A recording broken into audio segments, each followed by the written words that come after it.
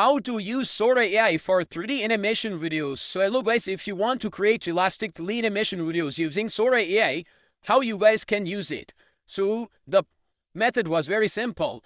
For that we will need get help from say ChatGPT. So we'll simply go to ChatGPT here, we'll simply open new chat. Now you guys will tell the whole thing to ChatGPT like your idea, and you will tell ChatGPT that you want to create 3D animation videos using Sora AI.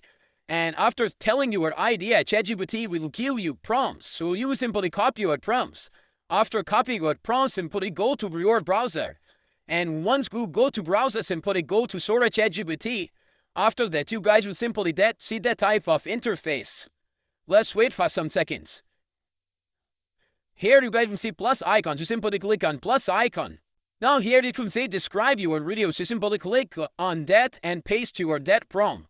And also on the right side, you guys will see setting options. Simply click on that. Here you guys can select your ordination, also duration of your video. And after that, click on arrow. And once you click on arrow, your 3D animation videos will be generated. So there's how you guys can use it Sora AI for 3D animation videos. Thanks for watching.